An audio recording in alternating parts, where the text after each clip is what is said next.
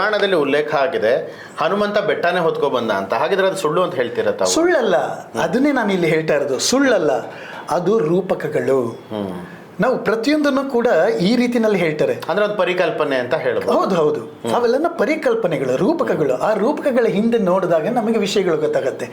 ಈ ದೃಷ್ಟಿಯಲ್ಲಿ ನಾನೇನು ಮಾಡಿದೆ, ನಮ್ಮದು ಭಾರತ ಗಣತಂತ್ರ ರಾಜ್ಯ, ಗಣಗಳ ರಾಜ್ಯ. ಮುಂಚೆಯಿಂದನೂ ಗಣಗಳಲ್ಲೇ ಇದ್ದಿದ್ದು.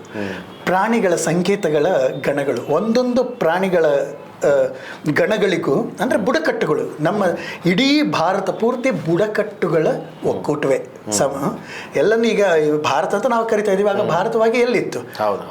ಎಲ್ಲನೂ ಒಕ್ಕೂಟ ಇದೊಂದು, ಎಲ್ಲ ಬುಡಕಟ್ಟುಗಳು.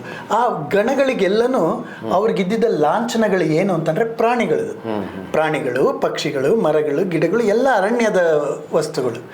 ಹೀಗಿರುವಾಗ ಈ ಗಣಪತಿ, ಗಣ ಅಂತಂದ್ರೆ ಏನು? ಒಂದು ಬುಡಕಟ್ಟಿನ ಸಮೂಹ.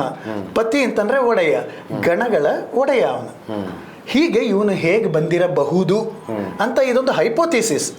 ನಾನು ಬರ್ದಿರೋದೇ ಸತ್ಯ ಅಂತಲ್ಲ. ಕುರುಡ ಒಂದು ಆನೆಯನ್ನು ಮುಟ್ಟಿ ಹಿಂಗಿರ್ಬೋದು ಅಂತ ಹೇಳುವ ಹಾಗೆ ನನ್ನ ಗ್ರಹಿಕೆಯಲ್ಲಿ, ನನ್ನ ಅರಿವು, ನನ್ನ ಅಧ್ಯಯನ, ಈ ನನ್ನ ಆಲೋಚನೆಯ ಈ ಆಧಾರದಲ್ಲಿ ನಾನೇನು ಮಾಡಿದೆ, ಒಂದು ಆಂಥ್ರೋಪಾಲಜಿಕಲ್ ಅಥವಾ ರಿಯಲಿಸ್ಟಿಕ್ ಅಪ್ರೋಚ್ ಅಂತ. ಒಂದು ನಿಜವಾಗಿ ನಡೆದಿದ್ರೆ ಈ ಪುರಾಣಗಳ ಕಥೆಗಳನ್ನೆಲ್ಲ ಬಿಟ್ಟು, ಮಾಯಾ ತಂತ್ರ ಎಲ್ಲ ಬಿಟ್ಟು, ಗಣಪತಿ ಅನ್ನುವುದರ ಕತೆ ಏನಾಗಿದ್ದಿರಬಹುದು ಅಂತ ನೋಡುವ ಪ್ರಯತ್ನವೇ ಢೊಂಡಿ.